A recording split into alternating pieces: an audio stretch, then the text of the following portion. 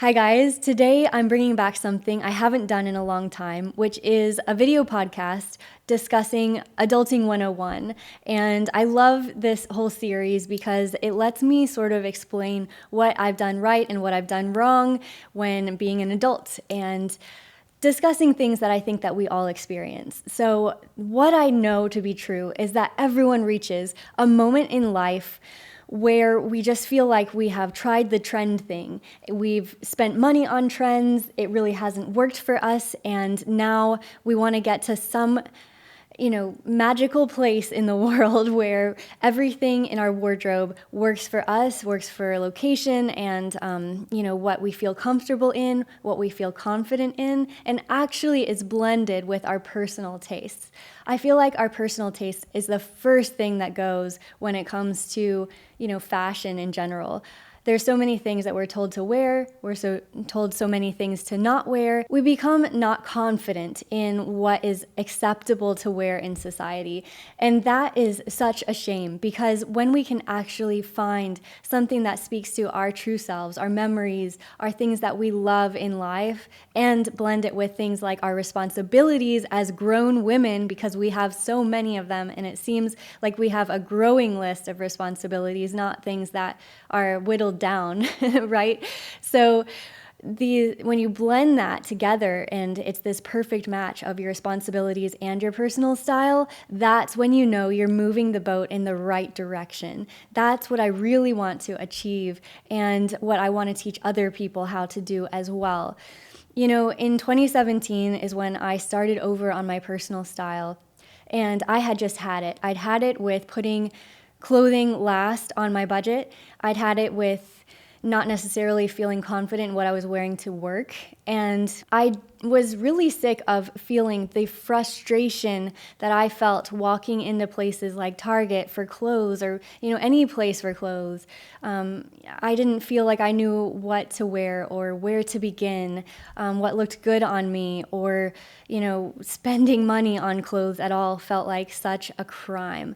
And so I have really broken through a lot of that, and I've also sort of figured out ways to get around that and streamline that to get you back on track with your personal style. So today, the point of this whole very chatty video is just so you guys can sit back and enjoy listening to ways that you can improve your life when you're shopping and when you're looking at your wardrobe, so that you never feel those frustrations again, and instead you feel like you're this confident woman who can just show up and do anything with her life.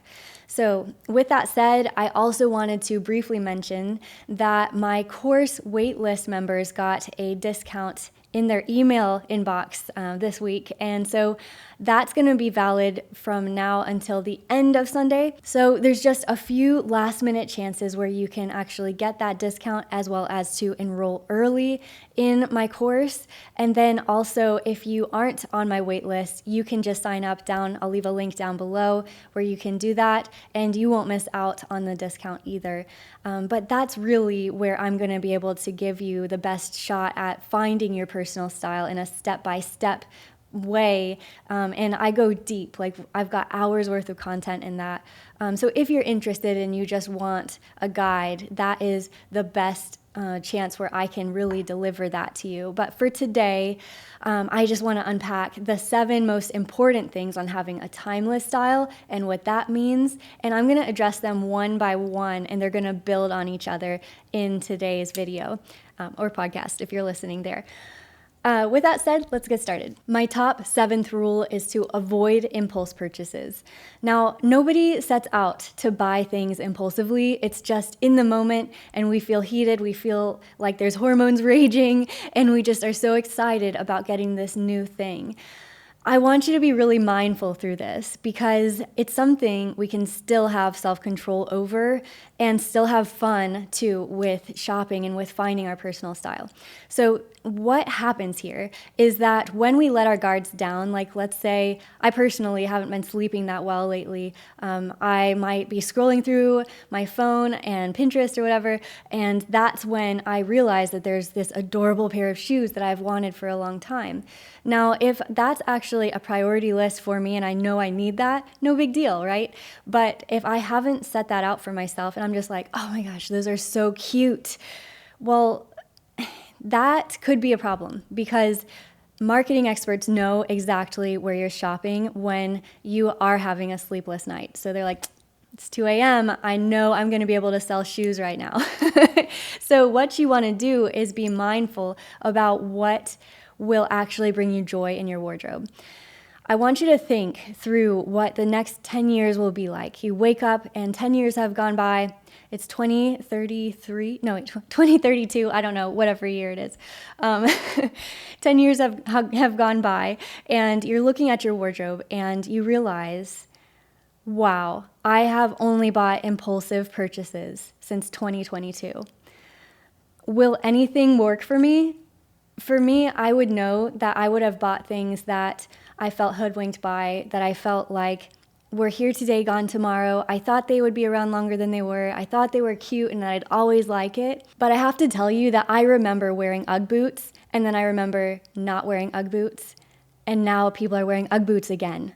And so it's like, I could have kept those around only to hate myself for owning them, trying to maintain them for the time frame where they're not stylish, and then bring them out again. That's not a timeless style because other people are dictating whether I should wear it or not. And I feel like women get beat up around this more than anybody else because we're told and bombarded with so many trends. I subscribe to an email list that I actually really like, but they always tell me the things that are out this year. And that always makes me click on it. And then I realize what I'm doing. And I'm buying things impulsively, and I'm getting rid of things impulsively because someone else is telling me to do it. Instead, I could wake up in 2032, and I could realize that I did build my whole wardrobe with intention for 10 years. And so many of the pieces still work for me today. You know, think of the most perfect leather jacket. That is never going to go out of style. Think of how you would have actually given it more life to it by adding every crease and making it blend and like work for you if that's something that you in particular wanted to wear. So if you don't like leather jackets, don't own a leather jacket. It's really important to get this right and to make sure that your whole wardrobe in 10 years' time is something you love. My top 6th rule to finding a timeless style that works for you is to not forget about those versatile basics. Now, basics tend to mean the same thing for everyone. White tee, white button down, the right type of pants for you, the right type of jeans that fit just right. These are basics. They might be a little bit different for what you need in your day, but you need to have them versatile. So that pink, white, striped shirt that I had that I mentioned recently, that was when I had a shoestring budget for my clothes as well as having a closet that was so small so that I really couldn't make that piece work for me with the rest of the things that I owned in my wardrobe.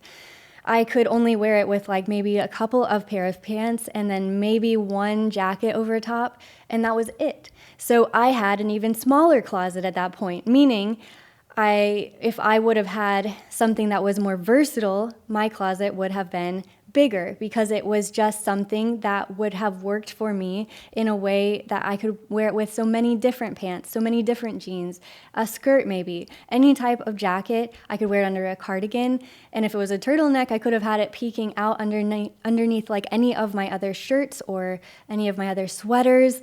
And so when you are thinking through these basics that you have, don't just think, oh, I have a striped tee. Think about how versatile it is with the rest of your clothes. And once you have those versatile basics met, that's when you can start to explore other things like color without it ruining your whole wardrobe. In this way, we can think through the holes that we have in our wardrobe and we can start to fill them in so that we never feel like we have nothing to wear. One way that you can make sure that you do this is just at checkout, be thinking through how many different things in your current wardrobe you can wear this with. And then also, where will you wear it to? Will you wear wear it to the bank? Will you wear it, hanging out with friends?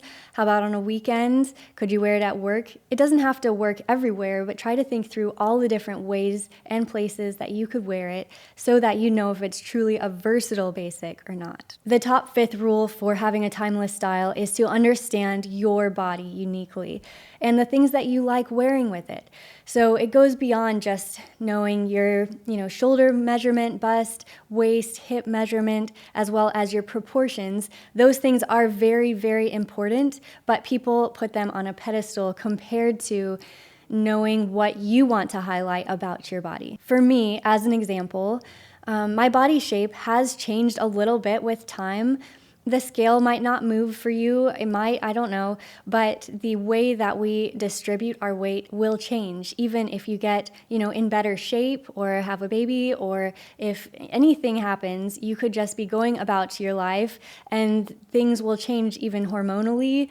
And that's not a bad thing. That's just something to be like, you know what, my body might be different than it was a few years back. And I'm okay with that. That might be the one thing that changes, though, with how we have a timeless style is just the nature of how we might change through our lives. And that's okay. But you need to understand how to work with it. For me, as a pear shape, this means that if I make my outfit accentuate my hips, then that is something that I'm controlling. I am dictating what I want to push into the foreground and what I want to fade away. The opposite of that, if I just feel that day that I want to have, more of a downplayed hip area, that's okay too. And I can do that with fabrics and color choice and structure and drape. And there's so many other things that we can think through in ways where we can just accentuate or de-emphasize just with what we're choosing to wear that day.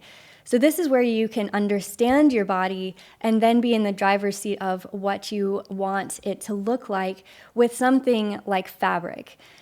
Now, fabric will change the appearance of anything. If I were to put a tablecloth over this table right now that I'm sitting at, then there's some assumptions you'd make about the shape of the table or the legs of the table. We don't know a lot about it just because there's fabric over it.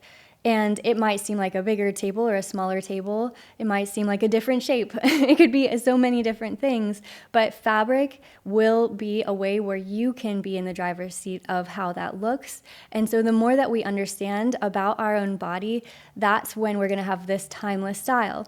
And how it applies to a timeless style is that if you didn't know things about your body or what you feel confident in, then you would be building your wardrobe in a way that isn't as timeless for you in particular. You want to feel amazing in everything that you own. You want it to emphasize what you feel great about. You want to de-emphasize maybe what you don't feel great about. And you can choose on some days to have, a more pear-shaped, more accentuated hip line with a certain outfit if you feel great in that too.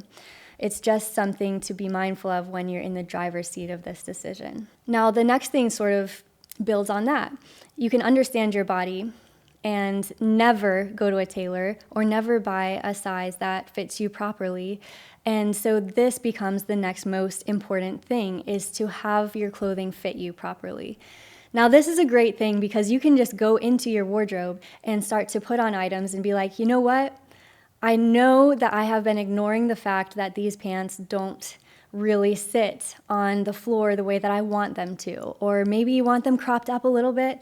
Jeans are a wonderful thing to take to the tailor. There's a way magically that they do it, and I'm not an expert in sewing to be able to explain it, but you can attach the original hem to that. I always talk about that. If you've been around this channel for long, you've heard me talk about reattaching the original hem of your jeans.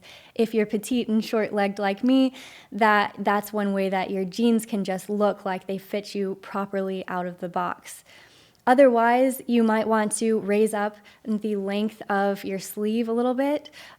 You might also want to reconsider when buying what you want to have oversized versus tight fitting or just perfectly fitting, like a trench. For a long time, I bought every trench or overcoat in exactly my size, And that's fine to do, but now I really can understand that that's a wonderful garment to have when I want to have it oversized. It fits better over sweaters. It never looks like it doesn't fit me properly, but then I'm able to consider things I want to tailor about it. Maybe I want to bring it up a couple of inches on the bottom. I feel like I want to do that with like everything available in stores. I always get it home and I'm like, gosh, if it was just 2 inches higher, I would feel amazing in this. Well, I want to feel amazing in everything I own. Otherwise, there wasn't really a point in buying it. That's why this is the most important rule so far, is there's no real point in buying these things to begin with or taking care of them, which is a whole nother adventure, if they don't fit me properly the way I determine. Being that this is an Adulting 101 lesson, I have to say that going to a tailor feels so awkward at first. It will feel awkward if you've never done it before. Everyone feels intimidated by it, but after you've done it once, it's really not a big deal. Read reviews on Google. Make sure that you go to somebody who has amazing reviews, isn't going to overcharge or anything like that, or is really responsible with your clothes more than anything. And once you've got that, all you have to do is take your clothes to a tailor. They're going to ask you some questions about what you want out of it, and then you get to pick them up at a different day.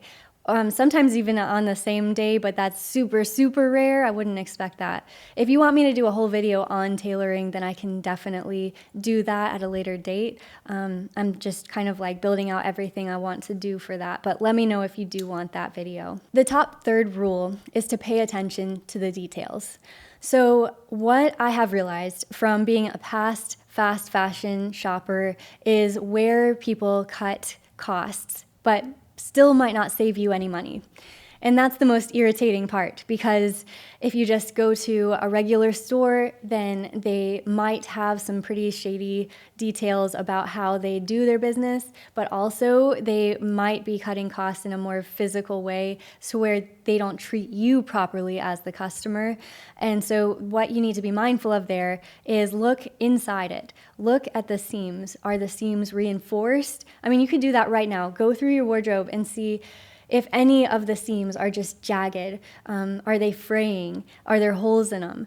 This happens sometimes right out of the box, and it's really sad to see. Also, make sure on the tag that you are spending the right amount of money for the fabric that they are giving you, meaning the material blend inside it. So it could mean that you thought that this was a silk shirt, but now that you are looking at the label, it says that it is 100% polyester. There's ways where these fabrics that are synthetic might feel like a natural fiber, and you have to decide if you're okay with that or if you'd rather pass. After you have really assessed the inside of the garment, that's when you can look on the outside and see how the attention to detail can be considered with the garment. Think through the buttons, if there are any. Does it match your level of quality? Does it express something unique about your taste in particular that you couldn't have expressed with something else? I like this one jacket that I have had since this past summer. It was amazing because when it arrived, there was something tangible about the buttons on it where I was like, I've seen this before years ago, and it just meant so much to me to see them again. Another thing I love is to have like covered buttons or like mother of pearl or something that was uniquely styled that I have an appreciation for. That's when I know that it's a garment that I'm going to love and cherish forever, despite any trend. Another way that you can do this is to consider the patterns or the special embroidery on it, or if there's a certain edge to it that you really appreciate more than anything that would be feminine. There's ways to express your style in the smallest ways, even how the garment was cut. I always give the example of a white button down because everyone has it and there's so many different versions of that. But imagine if you had one that had, a very minimal collar up top, something that didn't have very much fuss. And that specifically represented you uniquely, even more than something that worked for your body shape. I feel like this is where people get really stuck on body shape in comparison to something that really works for your personal taste. That's going to be more important, I think, than anything else. There's other ways that you can work with things like your proportions outside of just what something works on a garment level. Meaning, if you would be able to emphasize or de-emphasize your shoulders just by the collar, well, that's as important as it is just out of the box. But then how you style it should really be with pieces that represent you uniquely, because there's always other ways to emphasize or de-emphasize your shoulders throughout the full outfit. And that's why this rule is more important than the body shape rule. And second out of my 7 rules for having a timeless style is to use your voice through your accessories. You know, so many times we have dress codes to abide by, or just the practicality of life does not allow for us to have crazy wardrobes or anything like that. What we can do instead is to properly build our wardrobe and then use accessories to be our voice. What this means is, what could you do with your earring choice? I feel like most people, unless you're like in the medical field or something where you cannot wear earrings, most people can have some sort of jewelry that they're allowed to wear. And there might not be any rules on that either, as far as your self-expression with that. Now, you might want to have specific earrings for different parts of your life, and that's fine too, but use your voice through your taste, through these accessories, because if you've built a timeless wardrobe, then you can change this throughout time too. There might be a type of earring that you like wearing in your 20s, but you wouldn't want to wear them in your 40s, and so there's ways that you can think through that too.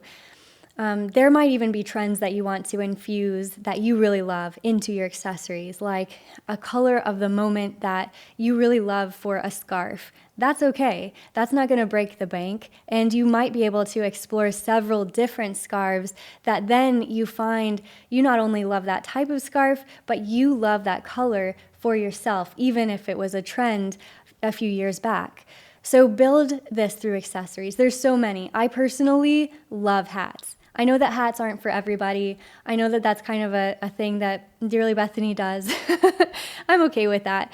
I really love hats because they speak to my self-expression so much more. I always feel like my outfit is missing something if I don't have the perfect hat to go along with it.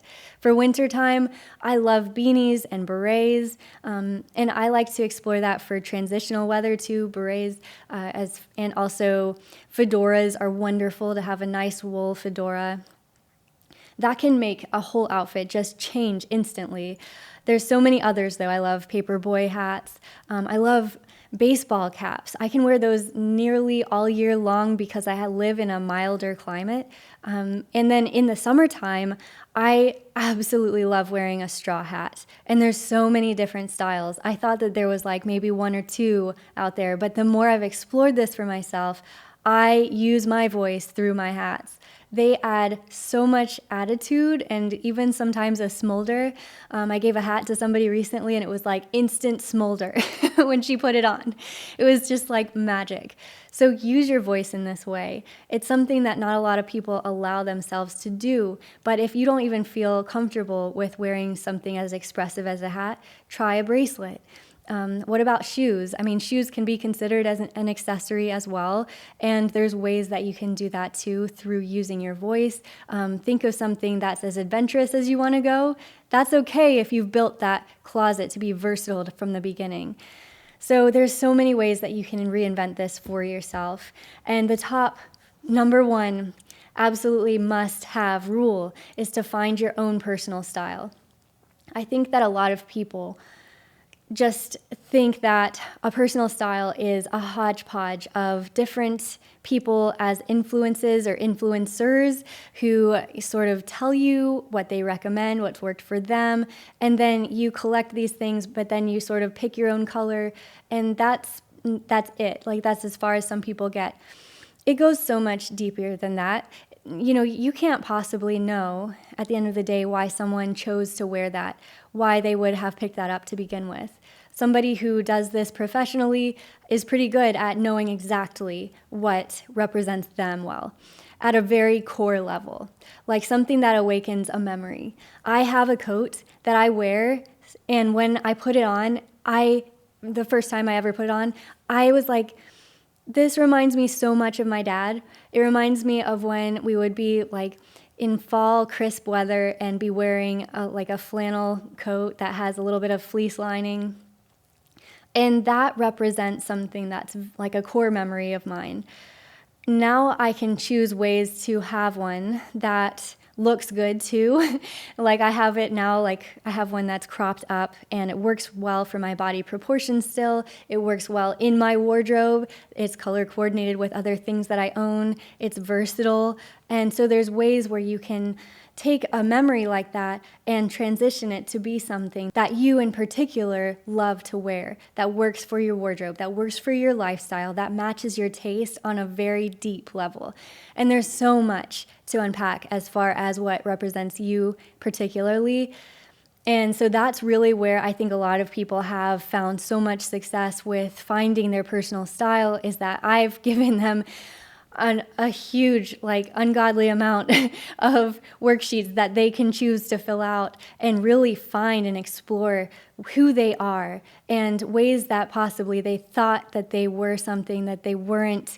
And now it's so easy to pick out things because you know exactly what represents you. You know why it represents you. You even know what things you're kind of scared to wear but might want to start dabbling in so that you feel comfortable with that.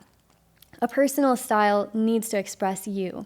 I think that the other items in here have been more about practicality, about saving money and building things well and being versatile and like a timeless style.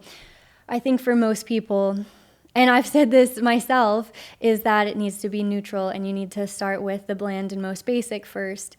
But a true personal style will be infused into the smallest minutia of every single one of those pieces. That's why it is the most important. That's why you need to start there. Don't do that later, because if you wait for that, you might completely build the whole thing wrong, and then you wake up and you spent money on the wrong items, the ones that don't represent you, the ones that somebody on a YouTube channel like yours truly recommended, but it might not represent you. And that sometimes people tell me, Bethany, I thought that I shared a personal style with you, like I thought we had similar tastes, but I realize now we don't share similar tastes at all, and I've been able to really discover this for myself.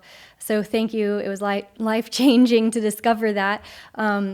And some people are like, wow, this went way deeper, and now I know things about myself that I never ever thought of before or allowed myself to think of. And I'm okay with, me recommending something and then it not working for you. I think that that's such a win, honestly, because I recommend things that work for my lifestyle, for me in particular, here in Nashville, or I might be moving and then something suddenly doesn't represent me anymore. But it's way more important that things represent you well, more than how it might work for you if I recommend it. And so my goal and my hope for you is that you have a timeless style by being yourself and knowing exactly what represents you on a daily basis.